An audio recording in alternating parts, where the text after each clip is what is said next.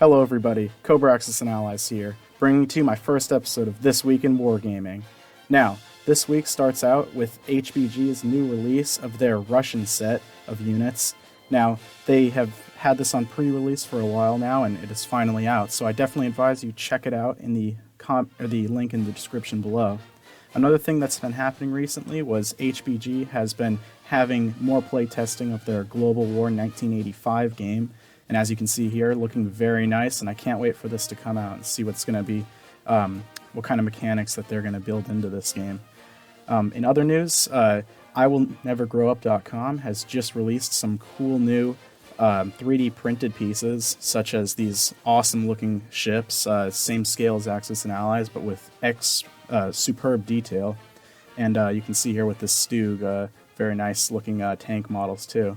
Now, next up we're going to get into some customizations by Axis and Allies players in the Axis and Allies Facebook community. First up, we've got this cool looking custom map that was made by one user by the name of Carsona, which I don't know how to pronounce his last name, so we'll just leave it at that.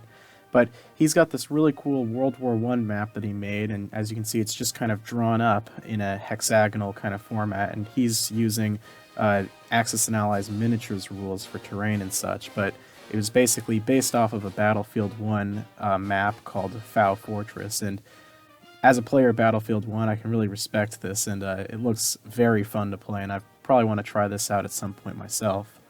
Next up, we have these really awesome models by a user by the name of Isaac, and he has been spending the past few years buying really nice metal sculpts from GHQ and a few infantry and everything like that, but painting them up in extreme detail. And as you can see with these carriers and ships especially, they're just so well detailed, and not only for the cost that would have been put into these metal units, but also just the skill in painting these painstakingly.